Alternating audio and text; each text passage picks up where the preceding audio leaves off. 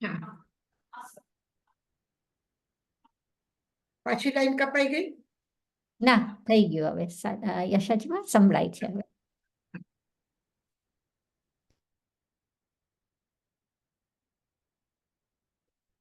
હવે આપણે કોઈ પણ એક કરવાનું નક્કી કર્યું કે રોજ મને 10 મિનિટ મેડિટેશન કરવાનું, તો પછી તમે એમાં જ્યાં સુધી બને ત્યાં સુધી એ નિયમ પાકું રાખો. આપણે જે પચકાન કરીએ ને એટલા માટે કરીએ કે આપણે એને છોડી ન દઈએ, ભૂલી ન જઈએ, એટલા માટે. તો અને એના પ્રત્યે એક સંકલ્પ થયા પછી એના પ્રત્યે મનમાં સંશય નહીં થાય કે થશે કે નહીં થશે. કીધું છે કરવાનું તો કરી જોઈએ, ન થાય તો ન થાય. એટલે કોઈક વખત અવજ્ઞા થાય, કોઈક વખત શંકા થાય, થશે કે નહીં થશે. તો આપણી શક્તિ એ સંકલ્પ પાછળ, એ કામ પાછળ ઓછી પડે છે. આપણી એનર્જી ઓછી પડે છે, આપણો ઉત્સાહ ઠંડો થઈ જાય છે. તો એટલા માટે શું કીધું કે આચારામ સૂત્રમાં પહેલા તાઈમારા જ હમણાં જે સૂત્ર કરાવ્યું હતું કે જાએ શ્રદ્ધાએ નિખંતે તમેવ અનુપાલે જ વિજયિતા વિસુપ્તિયમ. તમે જે પણ કંઈ કરો, 1 મિનિટ માટે કરો, 5 મિનિટ માટે કરો, અડધી કલાક માટે કરો, જે તમારી જેટલી સગવડતા છે એ પ્રમાણે તમે નક્કી કરો. પણ એ નક્કી કર્યા પછી તમે પૂરી શ્રદ્ધા સાથે એને કરો. પછી શંકા નહીં કરતા, કારણ કે શંકા સમ્યક્તોનો દોષ છે. અને આ દોષ એટલો ભયંકર છે, એટલા માટે એને કીધું કે વિતરાગ ભાવમાં આવવા માટે, કષાયને ઓછા કરવા માટે શું કરવું જોઈએ? સંશયમ ખલુસો કુનઈ જો મગ્ગે કુનઈ ઘરમ. હવે તમે લંડનથી શિબિર માટે રાજગીર આવવાના છો, તો લંડનથી આવવાના છો, નેરોબીથી આવવાના છો, તો રસ્તામાં તમે ક્યાંય આપણું એક ઘર બનાવીને રહેવાનું પ્રોગ્રામ તો નથી કર્યું ને? નહીં ને? હા, તો બસ એ જ કે છે જો મગ્ગે કુનઈ ઘરમ. જે માર્ગમાં ઘર બનાવીને રહેવા માંગતા હોય એ વ્યક્તિ શંકા કરશે. તમે વચમાં રહેવાનું વિચાર કરતા હોય તો પછી એમ થતા હોય કે ખબર નહીં મોસમ કેવી રીતે રહેશે, વરસાદના દિવસો આવે છે તો વરસાદ થશે, એના કરતા પછી આપણે વચમાં એક જગ્યા આપણે રહી જઈએ, દુબઈમાં રહી જઈએ અને પછી આપણે આગળ જઈએ એક દિવસ ત્યાં આરામ કરીને. તો જેને રસ્તામાં ઘર બનાવવા છે, જે મગ્ગે કુનઈ ઘરમ, જે રસ્તામાં રોકવા માંગે છે, પોતાને રહેવા માંગે છે, એ વ્યક્તિ સંશયમ ખલુ સો કુનઈ, એ વ્યક્તિ સંશય કરશે. સંશય કોને થાય? જેને ઝડપથી પહોંચવાનું છે કે મારે 4 કલાક નહીં પણ 2 કલાકમાં પહોંચવું છે, તો પછી હવે વિચારવાનો ટાઈમ નથી કે શું કરવું છે, કોને આવશે, કોણ રહેશે, શું કરવાનું છે, એ વિચારવાનો ટાઈમ નથી. એટલે સંશય નહીં કરવો. સંશય રહિત થઈને, શંકા રહિત થઈને તમે ચાલો તો તમારું માર્ગ જે તમે 4 કલાકમાં કરશો, તમે કોન્સન્ટ્રેશન કરવું છે. અને કોન્સન્ટ્રેશન કરવામાં પણ હવે ઉંમર થઈ ગઈ છે, હવે નાનપણમાં જેટલું યાદ રહેતું હતું હવે એટલું યાદ ન રહે. પછી શું કરવું છે, કેવી રીતે કોન્સન્ટ્રેશન થશે? પછી મૂકી દો ને. હવે આટલા વર્ષો તો આરામથી નીકળી ગયા જિંદગીના, હવે કેટલા બચ્યા છે? હજી 10-20 વર્ષ માટે શું માથાચીત કરવી છે? તો આ શંકા કોણ કરશે? કે જેને કરવું નથી. જેને કરવું છે એ તો ટ્રાય તો કરી જોઈએ. આજ નહીં થશે તો કાલે થશે, અને આજ થયું એવું જ કાલે થશે એવું નથી. આજે સારું થયું છે, કાલે નહીં પણ થાય, પરમ દિવસે સારું થશે.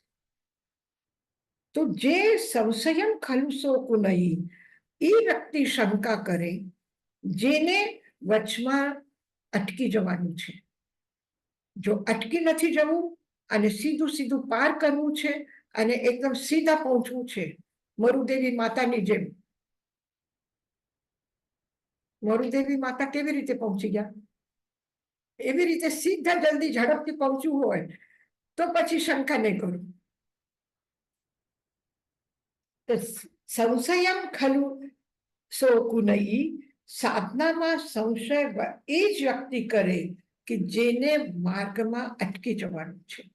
જેને અટકવાનું નથી એ બરાબર સીધું પહોંચી જ જશે.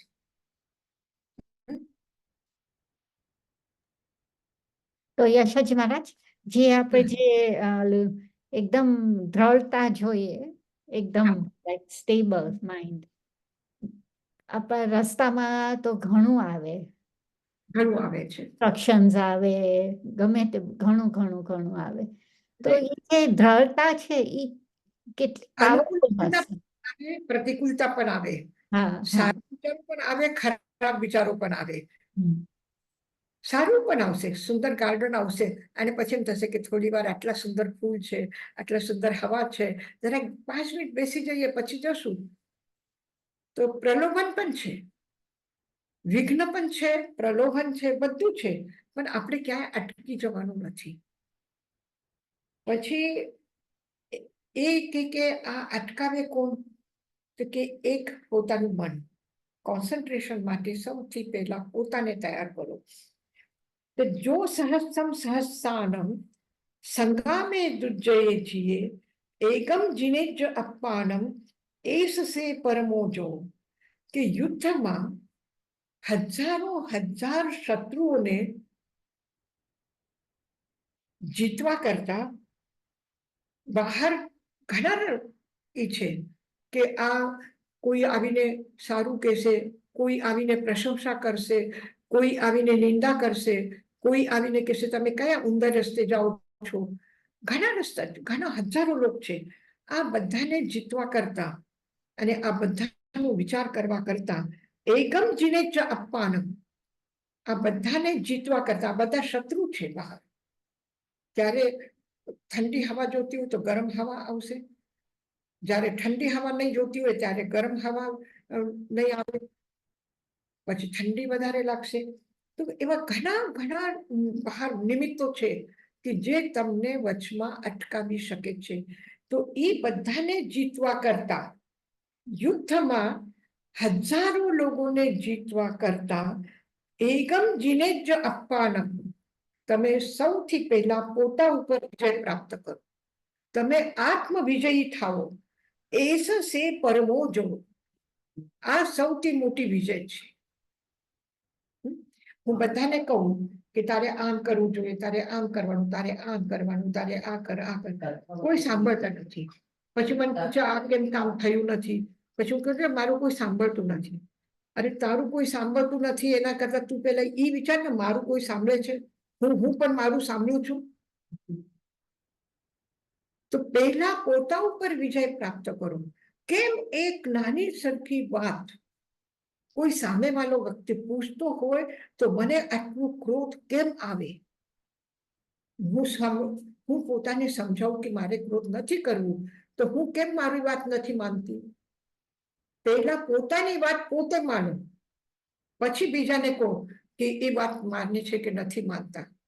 એટલે જો સહસ્રમ સહસ્રાનમ, સહસ્ત્ર સહસ્ત્ર લોકોને, શત્રુઓને સંગ્રામમાં, સંગામે, યુદ્ધ ભૂમિમાં જીતવા કરતા એકમ જીને જ અપાનમ, એક પોતાને જીતો. એસ સે પરમો જો, આ સૌથી મોટી વિજય છે. એક બહુ જ ઇતિહાસની પ્રસિદ્ધ ઘટના છે. કુમારપાલ રાજા,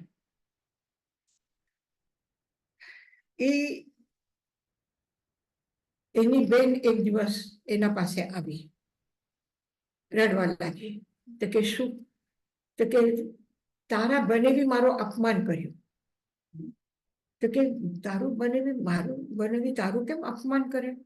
કે મારું જ નહીં, મારા ગુરુનું અપમાન કર્યું. તો એને મજાક મજાકમાં એના પતિ એને કીધું કે તારા ગુરુ આવા છે, તારા ગુરુ આમ છે, તારું ભાઈ તારા ગુરુના એકદમ અંધા ભક્ત થઈ ગયા છે.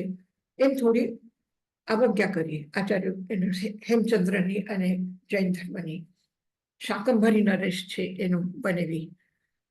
તો એનો મજાક કર્યો એટલે બેનને ખોટું લાગ્યું એટલે આવી. પછી આચાર્ય કુમારપાલ રાજા અને એનો બનેવી શાકંભરી નરેશ એમાં યુદ્ધ થયું.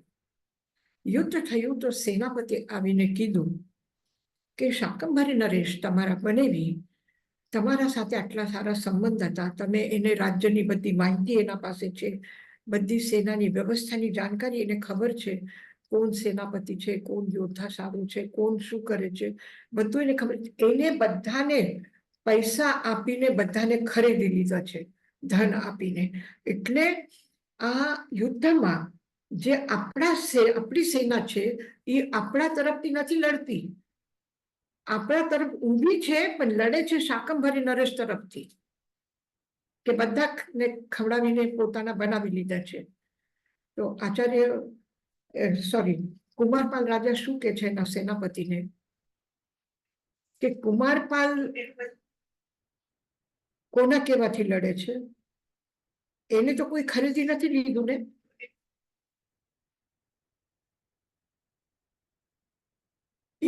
એ કોના અંદરમાં છે? બધી સેના, કુમારપાલ રાજાની સેના શાકંભરી નરેશના પક્ષમાં વહી ગઈ છે. તો એ પોતાને પૂછે છે કે કુમારપાલ ક્યાં છે? એ કુમારપાલના તરફ છે કે શાકંભરી નરેશના તરફ છે? સેનાપતિને પૂછે છે. જો હું મારા જાતને, હું મારા પક્ષમાં છું, મારા ઉપર મેં જીતી લીધું છે, તો મને બીજાને જીતવાને કેટલી વાર લાગશે? સેના ભલે જાય કોઈના તરફ, પણ કુમારપાલ હજી કોઈના તરફ ગયો નથી. કુમારપાલ ઉપર કુમારપાલના પક્ષમાં છે અને એ વિજેતા છે, એ હંમેશા વિજેતા રહેશે. અને પછી શું થયું? કોણ જીત્યું? આખી કુમારપાલની સેના એના બનેવીના તરફ, એના બનેવી એની સેના એના તરફ, એક કુમારપાલ અને એનો એક સેનાપતિ પ્રામાણિક, બસ 2 જણા લડ્યા અને કોને હરાવી દીધા? શાકંભરી નરેશને હરાવી દીધા. એના બનેવીને હરાવી, એના આખા સેનાને હરાવી અને જીતી કોણ ગયા? કુમારપાલ જીતી ગયા. કારણ કે એનો એટલો વિશ્વાસ છે કે હું મારી જાત ઉપર વિજય પ્રાપ્ત કર્યું છે, હું કોઈનો નથી, હું દેહનો નથી, હું દેહથી થયેલા સંબંધો સાથે નથી, હું કર્મ નથી અને કર્મના ઉદયથી આવવા વાળા રાગ દ્વેષ હું નથી, હું પરમ વિજયી છું. મારા કશાય ઉપર મારું નિયંત્રણ છે, મને ખબર છે મને ક્યારે ક્રોધ કરવું છે અને ક્યારે નથી કરવું. તો પછી હું એમ કહીશ, હું મારી વાત નહીં માનું, મારા ઉપર જ મારું ઉપર મારા વાતો, મારી વૃત્તિઓ મારા અધીન નથી, તો હું બીજાને શું કહું? બીજાને કોઈ કહેવાની જરૂર નથી. આત્મવિજેતા, મારી વિજેતા એટલે એકમ જીને જ અપમાનમ. યશજી મહારાજ, આ સ્ટોરી તો ફર્સ્ટ ટાઈમ સાંભળી, તો આમાં જરાક કેમ વિઘ્ન થયું કે એને આવા નાના ટોપિક ઉપર એને ફાઇટિંગ કર્યું? કારણ કે યુદ્ધનું બેસિસ શું હતું? નહીં, નાની ટોપિક નથી. આજે તમે વિચાર કરી શકો છો, કુમારપાલને આચાર્ય હેમચંદ્ર પ્રતિ અને જૈન ધર્મ પ્રતિ કેટલી ભક્તિ, કેટલી શ્રદ્ધા છે, અને એના માટે કોઈ કહેશે એ બરદાસ્ત કરે એવું નથી.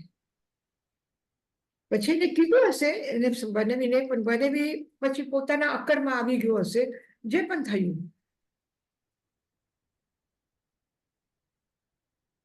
ઓકે યશાજી મહારાજ, સોરી, તમે દેવીનાબેન, ધન્ના સુભદ્રાને શું કહે છે? સુભદ્રા કેટલી નાની વાત છે. તારો ભાઈ બીજા માટે તમે કોઈ બરાબર છે, પોતે કરો ત્યારે સાચું, એ જ કીધું ને સુભદ્રા. મારા ભાઈ માટે તમે બોલો છો, તમે કરી દેખાડો ને. શું કીધું તું? આ પતિ પત્નીમાં તો સ્વાભાવિક વાત થાય જ ને, ઘરમાં કોઈ પણ હોય પરિવારમાં તો એકબીજાને આપણે એમ કહીએ ને કે બહુ વાતો કરે છે, બહુ બીજા માટે કહે છે, તું કરીને દેખાડ ને. આપણે સારું કંઈક બનાવ્યું હોય અને કોઈ આવીને આપણી નાની બહેન આપણને કહે કે આ સારું નથી થયું, કે કેમ સારું નથી થયું, આટલી સવારથી મેં મહેનત કરી, આટલું સારું બનાવ્યું, કે સારું નથી, પછી કરતું. એક ગ્લાસ પણ જો સારું ધોયેલું નથી એમ કહેશે તો આપણે તરત જ એને કહેશું પછી તું ધો વાસણ. કહેશું કે નહીં કહેશું? તો ધન્ના અને સુભદ્રાની વચમાં પણ આવી જ રીતે વાત થઈને, અને એ નાની સરખી વાત ઉપરથી ધન્ના ક્યાં નીકળી ગયા? કપડા પણ નહીં બદલાવ્યા, બાથરૂમમાંથી સીધા નીકળી ગયા અને જઈને શાલીભદ્રના મહેલમાં ઊભા થઈ ગયા કે ઉતર નીચે, આવ ચાલ. તો આ જેને જાગવું છે ને એ નાની સરખી આવાજથી પણ જાગી જાય છે. પણ કુંભકર્ણ જેવા જો હોય ને કે ઢોલ નગાડા વગાડે ત્યારે જાગે. યશાજી મહારાજ, યશાજી મહારાજ મથેણ વંદામી, તમે આ સ્ટોરી કીધી, હવે આ સુક્તિમાં મારી સમજ એમ છે કે એમ કે છે કે બારે તમે વોર કરો અને બહારના તમારા બીજા એનિમીઝ સાથે લડો એના કરતા તમારો અંદર વિજય કરો, ઈ જ ખરું છે. કહો કે અંદર વિજય વધારે ઉત્તમ કહેવાય. કહો તમે પણ તમે આ કુમારપાલ રાજાની સ્ટોરી કીધી તો એને અંદર વિજય કરી લીધું તું, પણ એ એક્સટર્નલી નહીં, એને શું કીધું કે ભલે ને બધા જ મારા શત્રુ થઈ જાય પણ હું તો મારો શત્રુ નથી ને, હું તો બીજાની વાત ઉપર આવવા વાળો નથી ને, હું મારા પક્ષમાં, હું સચ્ચાઈના પક્ષમાં છું તો હું યુદ્ધ કરીશ. એટલે પોતાની ક્યાંય એને કમજોર નથી થવા દીધું. બરાબર. આખી સેના તો વહી ગઈ, બીજાની થઈ ગઈ, હવે હું એકલો કેવી રીતે લડું? એ બરાબર છે, પણ સામેવાળા એને કેવી રીતના, આટલા બધા માણસો હોય તો ફિઝિકલી એને મારવા આવે તો એ શું કરી શકે? એક જણ કેવી રીતના આટલા બધાને ડિફીટ કરી શકે? એ મને જરાક એક્સટર્નલી, ઇન્ટરનલી તમે તમારા રાગ દ્વેષ પર તમારો કંટ્રોલ છે. એટલે એ જો એ વિચારત તો એમ જ કહેતા કે યુદ્ધ નથી કરવું હવે, કારણ કે મારા પાસે કોઈ નથી હવે લડવા વાળો. અને કે છે કે હું છું ને, હું 1-10 ઉપર 100 ઉપર ભારી છું, આવો જેને આવું હોય. તો આ સાચી વાત હશે જો મને શંકા આવી ગઈ.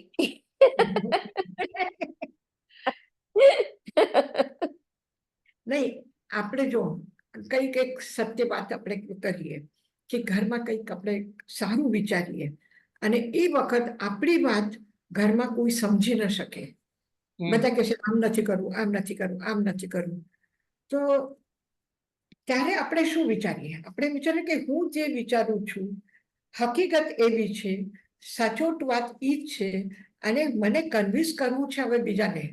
હું પોતે કન્વિન્સ થઈ ગઈ છું ને આ વાતથી, પછી હવે હું બીજાને કરીશ.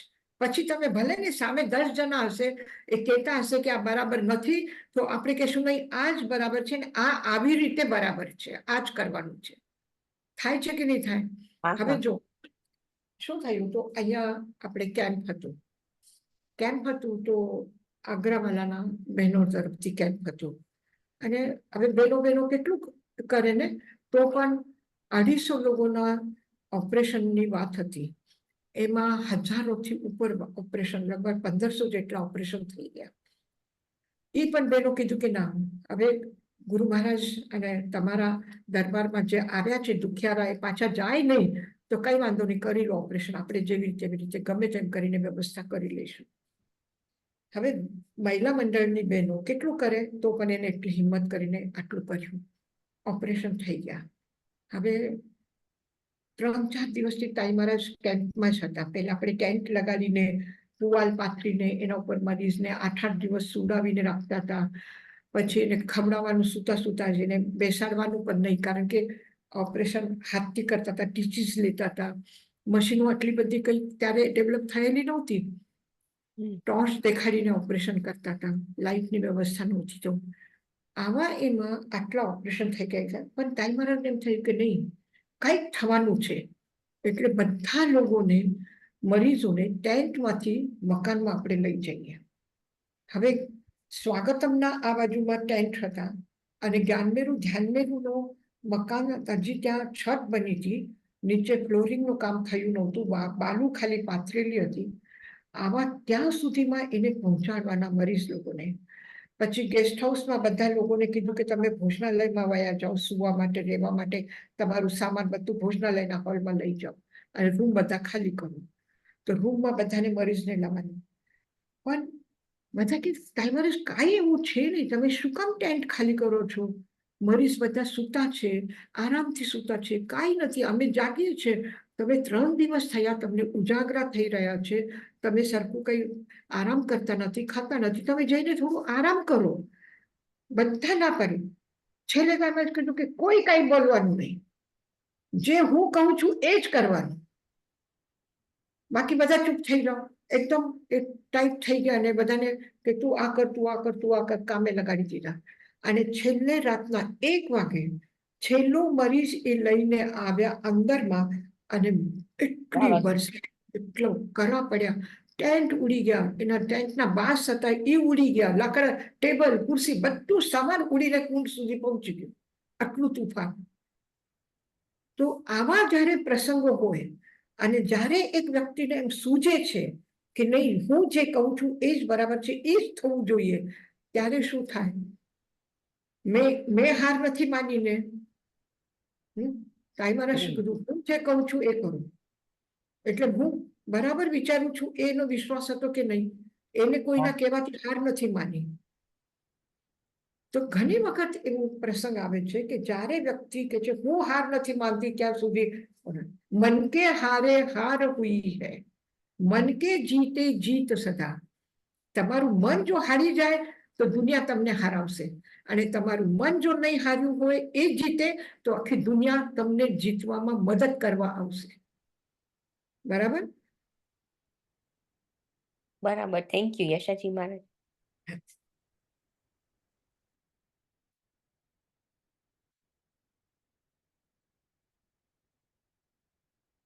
જો આગળના સુક્તિમાં એ જ છે, સંવમ અપ્પે જીએ જીયમ, અપ્પે જીએ, તમે એક વિજય થાવ તો સંવમ જીયમ, તમે બધાને જીતી શકો છો. તમે એક વિજેતા છો, તમારું મન તમને હાર નથી માનતું તો તમને દુનિયા હરાવી ન શકે. તમે એક જીતેલા છો તો આખી દુનિયાને તમે જીતી શકો છો. સર્વમ અપ્પે જીએ જીયમ, એક પોતાને જીતી લીધા પછી તમે આખા જગતને જીતી શકો છો. સર્વે જીયમ, બધા સર્વ જગતને જીતી શકો છો. અપ્પે જીએ, તમે એક પોતાને વિજય કરો તો આખા જગતના ઉપર વિજય પ્રાપ્ત કરી શકો છો. અને જેટલા પણ વિજેતા છે, તમે બધાના હિસ્ટ્રીમાં ઉદાહરણ જુઓ, પછી તમે શિવાજીને જુઓ કે મહારાણા પ્રતાપને જુઓ, એના પાસે સૈનિકો ઓછા છે, એના પાસે સાધનો ઓછા છે, અને તો પણ જેના પાસે એના કરતા સેંકડો ગુના સાધન વધારે, સેના વધારે, સંપત્તિ વધારે, તાકાત વધારે, એ લોકો હાર્યા છે, અને જેના પાસે કાંઈ નથી એ જીત્યા છે. કારણ કે એને પોતાના ઉપર એટલું વિશ્વાસ છે, પોતાના પુરુષાર્થને કોઈના સામે એને ઓછું પડવા નહીં દીધું. તો યશાજી મહારાજ આ સુક્તિ એમ કે છે કે તમારા રાગ ને દ્વેષ ને તમે કોન્કર કરી લ્યો તો તમારું મન ને તમારા સેન્સીસ હોય આપણા એ બધા તમારા વૃત્તિઓ ઉપર તમે વિજય મેળવી લો. પેલા તમે તમારા ક્રોધ ઉપર, તમારા માન ઉપર, અહંકાર ઉપર, તમારા માયા ઉપર, તમારા લોભ વગર ઉપર બધાના તમે ઉપર વિજય મેળવો. એટલે આપણે જે કહીએ ને જીન, જીનેશ્વર દેવ કહીએ ને આપણે, તો હા. જીન એટલે શું? જે વિજેતા છે, જેને હા. જીતી લીધા છે. કોને જીતી લીધા છે? રાગ દ્વેષને જીત્યા છે, હા હા કષાયોને જીત્યા છે, વિકાર વાસનાને જીત્યા છે, કામનાને જીતી છે. હા અને જે ન જીતે, એક શક્તિશાળી હાથી પણ, એક આગળ સુક્તિ આવશે દક્ષકાલિકમાં છે, કે જે સિંહ આખા જંગલમાં એકલો ફરે છે, એને કોનાથી ડર લાગતું નથી, એને કોનાથી ભયભીત થતું નથી. એની આવાજ સાંભળીને બીજા પશુ ડરી જાય છે, ભાગી જાય છે. આવો સિંહ પણ ખાવાના લાલચમાં આવીને ફસાઈ જાય છે. સિંહને કેવી રીતે પકડવામાં આવે? કેવી રીતે પકડવામાં આવે? એને એક બે દિવસ ભૂકો રાખે, એને કંઈ ખાવા પીવાનું નહીં મળે એવી વ્યવસ્થા કરે, અને પછી એક પિંજરામાં એક બકરીને રાખે. તો સિંહ ક્યાં જાય ખાવા માટે? એ પિંજરામાં જાય, અને પિંજરાનો દરવાજો, બંધ થઈ ગેટનો દરવાજો બંધ થાય. તો કોને જીત્યા નથી? એક આત્મવિજેતા હોય તો બધાને જીતી શકે, પણ પોતા ઉપર જેનું નિયંત્રણ નથી, પોતાના ઇન્દ્રિયોના, પોતાના વિષયોના આગળ હારી ગયો, એ બધાના આગળ હારી જશે. હવે નવી રાજર્ષિ છે. નવી રાજર્ષિની પરીક્ષા લેવા માટે ઇન્દ્ર બ્રાહ્મણનો વેશ લઈને આવે, અને એને પૂછે, તમે દીક્ષા શું કામ લીધી? પછી શું કે છે? મિથિલાને એવી રીતે દેખાડે છે કે જાણે આગ લાગી ગઈ છે. પહેલા એને બધી વાત કરી કે તારા પરિવારનું તું બધું સારું કરી દે, તારા રાજ્યની સુરક્ષાની વ્યવસ્થા તું બધી કરી દે, તારા શત્રુ પર વિજય મેળવી દે, તું આટલું મહેનત કરીને રાજ્ય બનાવ્યું છે, આ રાજ્યનું બધું સરખું કર અને પછી દીક્ષા લે. છેલ્લે એ ન માન્યું. પછી શું કર્યું? એટલી સુંદર બનેલી મિથિલા નગરીને આગ લગાડી દીધી. તો નવી રાજર્ષિ શું કર્યું? દીક્ષા છોડીને ગયા આગ બુઝાવવા માટે. શું કર્યું? મિહિલાએ દજ્જમાનમી નમે દજ્જઈ કિંચનમ. આ મિથિલા જલી રહી છે, મારું કઈ નથી જલી રહ્યું. બરાબર. ગજસુકમાલ મુનિ શું કહ્યું? એના માથે અંગારા મૂક્યા. તો એ કઈ એ સોમિલ ના પાછળ ભાગ્યા એને મારવા માટે? એક યુવક, ક્ષત્રિય યુવક, એમાં કેટલી તાકાત છે! એ તો જયારે અંગારા મૂકવા આવ્યો ત્યારે જ એનો હાથ પકડીને એને પછાડીને ફેંકી દીધું હોત. આટલી તાકાત છે એમાં, તો પણ એમ કર્યું. એને શું કહ્યું? નસા મહમ નોવી અહમ પીટીશે. આ કાયા મારી નથી ને હું આ કાયાનો નથી. તો કોના ઉપર વિજય મેળવી? કાયા ઉપર. કાયા ઉપર. કાયા ઉપર વિજય મેળવી.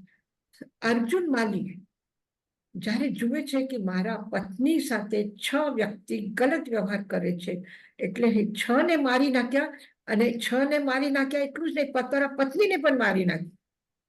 અને પછી શું પ્રતિજ્ઞા કરે છે? કે રોજ 6 પુરુષને એક સ્ત્રીને મારીશ, અને મારે છે, ખતમ કરે છે.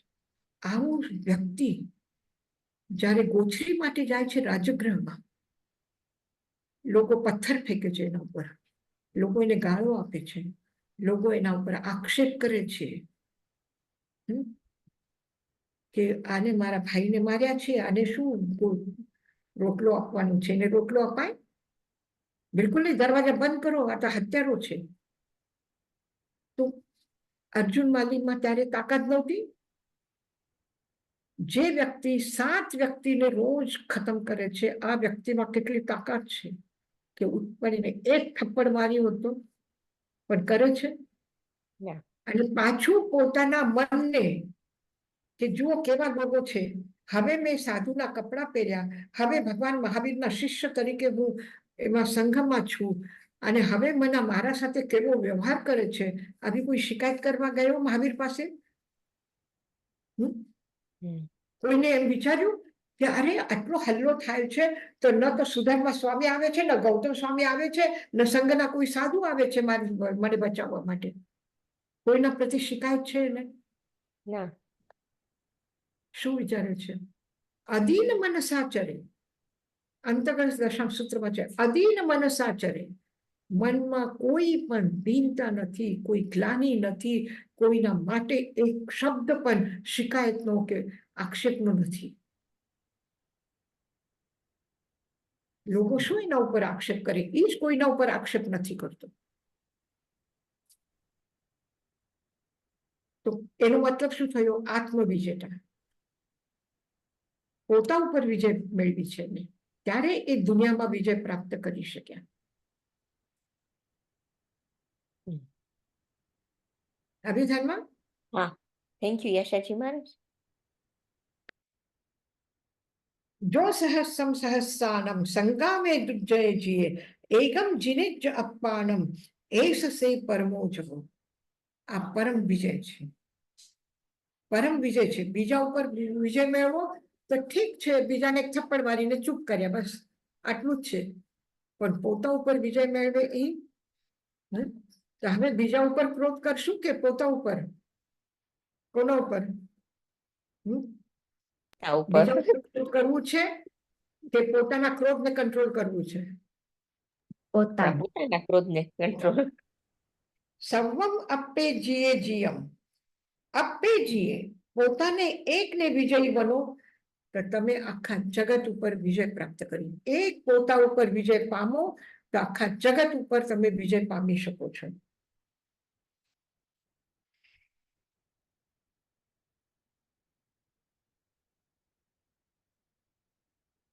કામે પથ્થે માના, કામે પથ્થે માના અકામા જંતી તો ગઈ. કે કામનાની ઈચ્છા કરવા વાળા એ વ્યક્તિ દુર્ગતિમાં જાય છે. જેને લાલસા છે, જેને ઈચ્છા શક્તિ છે, જેને અપેક્ષા છે, જેને આશા છે કે કોઈ મારા માટે કરશે, કોઈ આમ થશે, આમ થશે, એ શું કરે છે? અકામા, જે પ્રાપ્ત થયા છે ભોગ, એને પણ ભોગ્યા વગર જંતી દુર્ગહીમ, દુર્ગતિમાં જાય છે. કામે પથ્થે માના, એને એમ થાય છે કે અરે આ તો એક નાનું મકાન છે, આ બરાબર નથી, આપણે મોટું મકાન બનાવશું, પછી એમાં બધા લોકોને આ સારું ફર્નિચર બનાવશું, પછી આ કરશું, પછી તે કરશું, ત્યારે અમે સુખી. તો અત્યારે શું વાંધો છે સુખી ન થવામાં? અત્યારે એક રૂમ છે, એક એમાં બેડ લાગેલું છે, એના ઉપર આરામથી સૂઈ શકો છો ને? પણ નહીં, અત્યારે નહીં. જ્યારે એક મોટું મહેલ જેવું મકાન થશે, જ્યારે બીજા કરતા મોટું મકાન અમારું થશે, જ્યારે બીજા કરતા સારું ફર્નિચર અમારું થશે, ત્યારે મને ઊંઘ આવશે, ચૈન પડશે. તો બીજા કરતા હું આવી રીતે રહું એ મને કઈ ગમે? મને કોઈ ચૈન નથી, ઊંઘ નથી આવતી રાતના. શું કામ ના આવે ભાઈ? કામે પથ્થે માના, કામનાઓની પ્રાર્થના છે એને, કામનાઓની ઈચ્છા છે એને કે મને આ મળે, આ મળે, આ મળે, આ મળે. પણ છેલ્લે એને કાંઈ મળતું નથી, અને જે પ્રાપ્ત છે એ પણ એ શાંતિથી ભોગી શકતા નથી, એનો આનંદ લઈ નથી શકતા, અને એ દુર્ગતિમાં જાય છે. એટલે કામના જેની વધારે હોય એ પોતા ઉપર વિજય ન મેળવી શકે. એ કામના એના ઉપર હાવી થઈ ગઈ, કામના વિજેતા થઈ, પોતે વિજેતા નથી થયા. જો પોતે વિજેતા થાય તો બધું મળે, અને પોતે વિજેતા ન હોય તો ક્યારે કામના આવીને શું કરી નાખશે કઈ ખબર નહીં. હાથી આટલો બલશાલી છે, આટલો શક્તિશાળી છે, એક સૂંઢથી માણસને ઉપાડીને ફેંકી શકે છે, જંગલના મોટા મોટા ઝાડ ઉખાડીને ફેંકી શકે છે, પણ એક નાની કીડી, ચીટી, એના કાનમાં વહી જાય છે, તેને ખબર નથી પડતી, અને હાથી મરી જાય છે. તો એનું મારવા વાળાની કેટલી તાકાત છે? એ જે મારે છે એના તાકાત કરતા 1000 ગુના પોતાની તાકાત છે. પણ એક શુદ્ર, એક સામાન્ય જીવ પણ એને મારી શકે છે.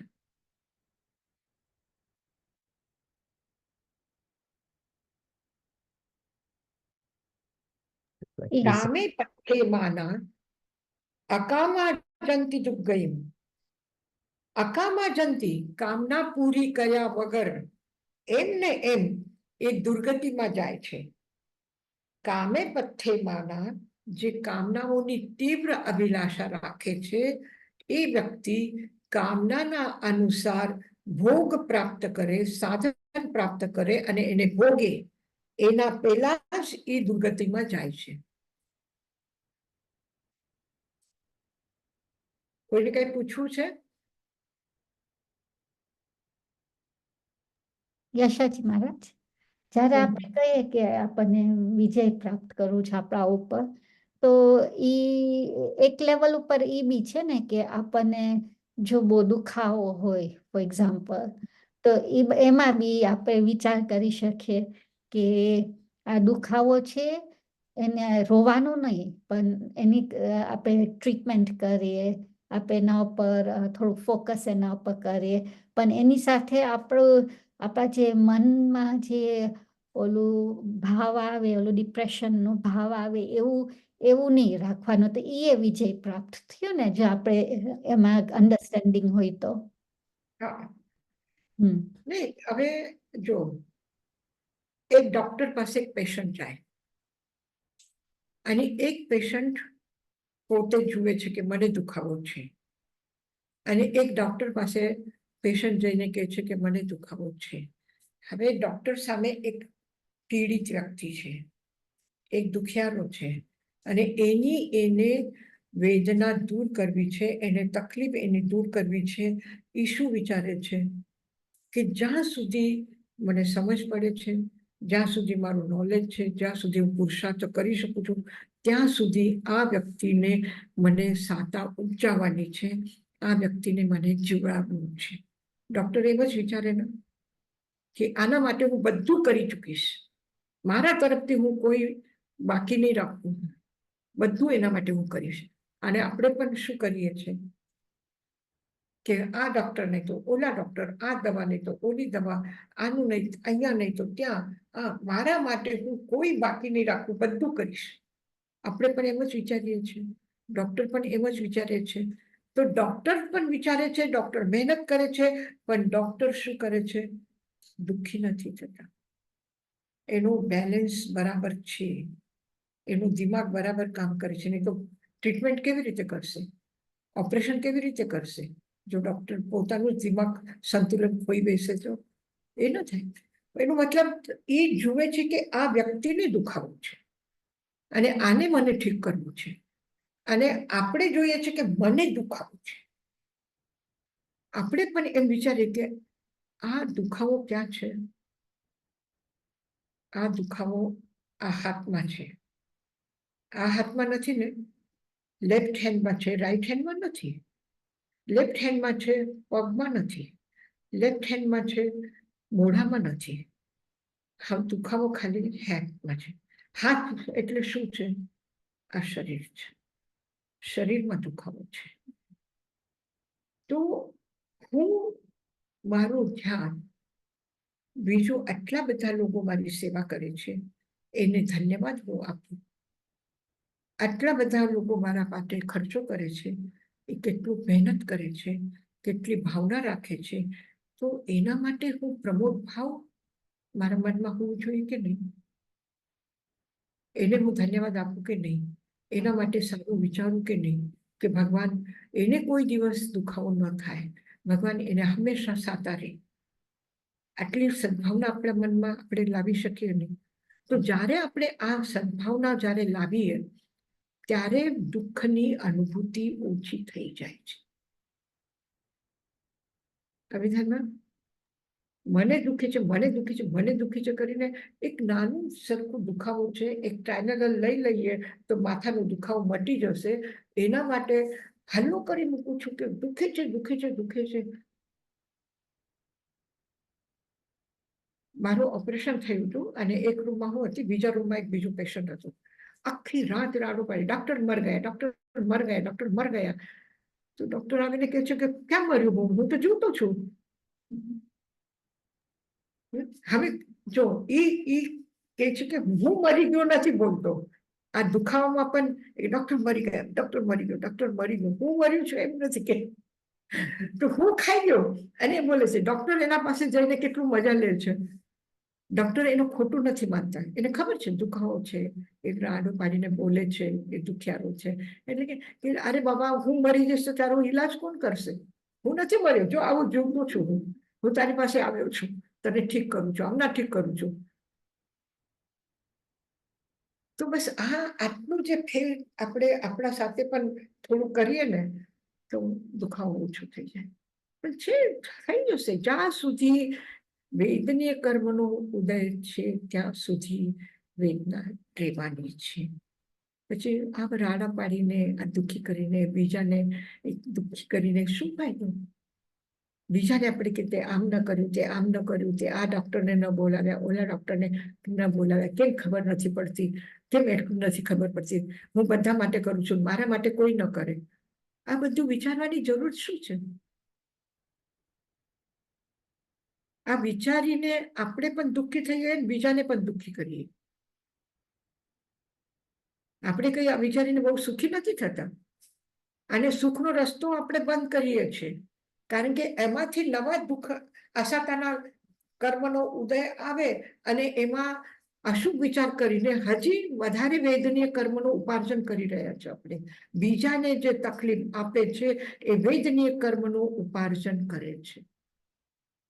તો આપણે તો વેદનીય કર્મ પાછા બાંધીએ જ છીએ એમાંથી.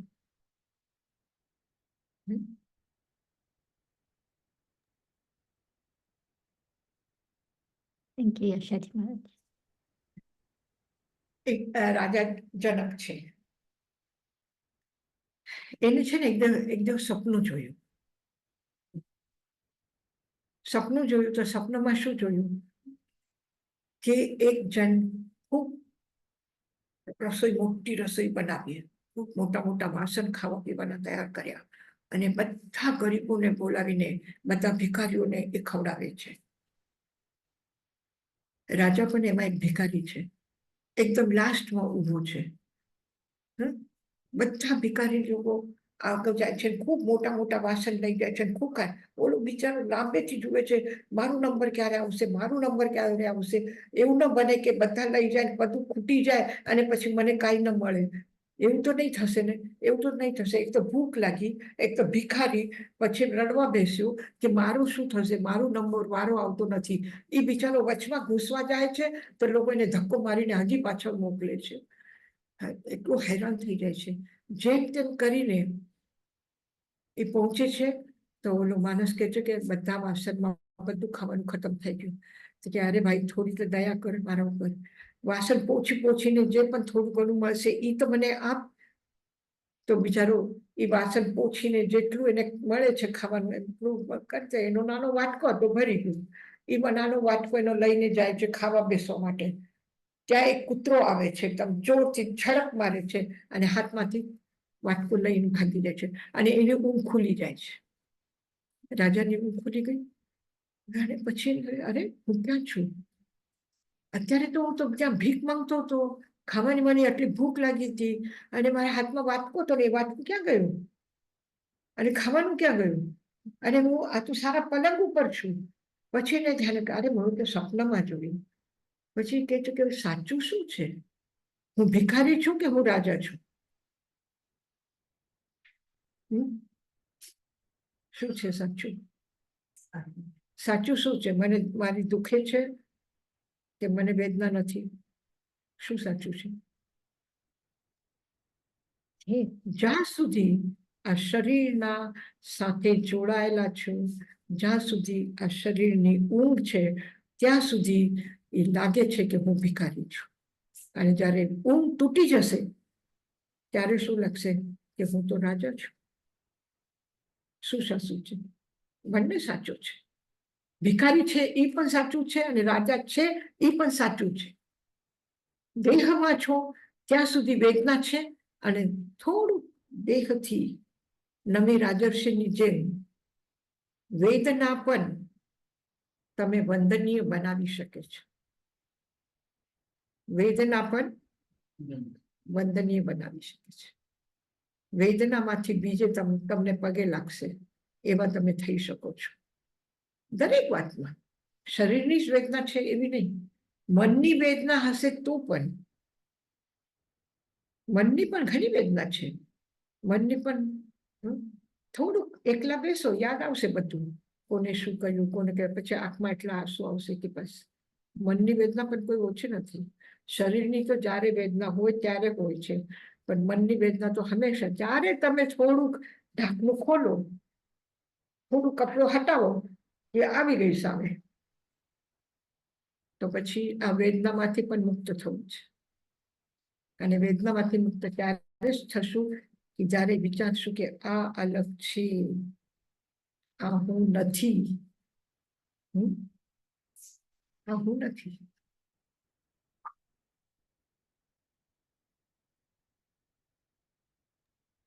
એટલે સારું સારું વિચારો કે મને કેટલું સારું જીવન મળ્યું, અત્યાર સુધી મેં આટલું આ શરીર પાસે સાથે રહીને એને મને કેટલી મદદ કરી, કેટલું મને કામ કરવામાં હેલ્પ કરી, મારું મિત્ર થઈને મને કેટલું મારા પાસેથી મેં એના પાસેથી કામ લીધું છે અને દરેક વખત મને એને સક્સેસફુલ બનાવ્યું છે, કોઈ દિવસ મને હરાવ્યું નથી.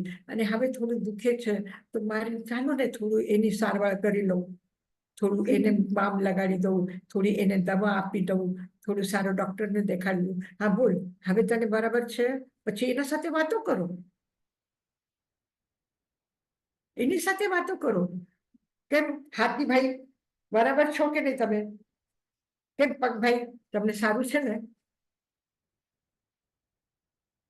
એ લાડીલા મન, તું શું વંશમાં રહો, તને તો કઈ દુખાવો નથી, કઈ નતો, તું તો એને સમજાવ. થઈ જશે ઠીક થોડી વારમાં. અને આપણે ચાલો ને પ્રાર્થના કરીએ. આપણે પ્રાર્થના કરીએ તો આપણો વેદનીય કર્મનું જે ઉદયમાં આવવાનું છે એ થોડું ભારે કર્મ ઓછા થશે, લાંબુ ટાઈમ થોડું ટૂંકું ટાઈમ થઈ જશે. થાય ને કર્મનું, થોડી નિર્જરા થશે. ચાલો આપણે બેસીને પ્રાર્થના કરી. પછી તમે હાથ દુખતો હોય તો હાથ ઉપર આમાં હાથ ફેરવીને કહો કે તને એકદમ સારું છે, તને એકદમ ઠીક છે, તારી વેદના ઓછી થઈ ગઈ છે, એમ એને સુઝાવ આપો. પગ દુખે છે તો પગ ઉપર હાથ ફેરવીને એને કહો કે હવે તને દુખાવો ઓછો થઈ ગયું છે, તું એકદમ આરામમાં છો, તને બહુ સારું છે, આ તો થોડી વાર માટે થયું, હવે કઈ નથી. આ પણ થેરપી છે એક. તમે એને એવી રીતે પાવર આપો શરીરને પણ.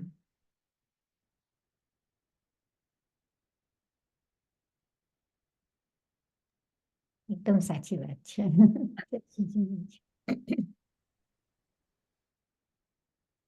ચાલો મંગલ પાઠ કરીએ. કાલે તાઈ મહારાજનું સાંભળવાનું છે ને? હા, કાલે 4 થી 4:30 સુધી.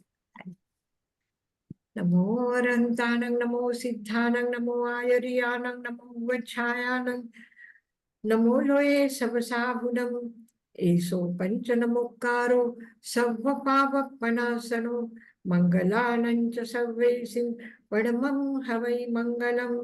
ગુરુદેવ की आज्ञा चत्तारि मंगलम, अरहंता मंगलम, सिद्धा मंगलम, साहु मंगलम, केवलिपनत्तो धमो मंगलम.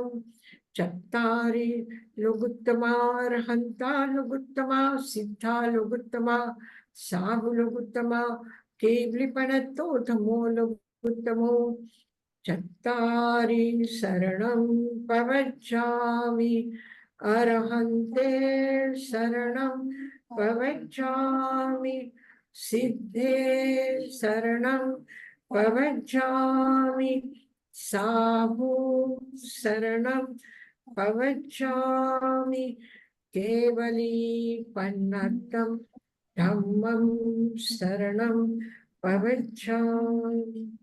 અરહંત, સિદ્ધ, સાધુ અને ધર્મની શરણ લઈને જીવનની મંગલમય યાત્રા કરી રહ્યા છો. આટલા સુંદર પ્રભુના વાણીના શબ્દ, ગુરુદેવજી કરેલો અર્થ અને એક ભવ્ય પ્રેરણા લઈને આપણે આપણી જીવનની યાત્રા કરી રહ્યા છો. ખૂબ ખૂબ આશીર્વાદ છે આ તીર્થભૂમિનો, ખૂબ આશીર્વાદ છે પરમાત્માના, ગુરુદેવના, આચાર્ય શ્રી તાઈમાના આશીર્વાદ છે. ખૂબ મોટી સંપદા આપણા પાસે છે અને એને જોઈને જીવનની ધન્યતાનો અનુભવ કરીએ. Thank you Yashaji Maharaj.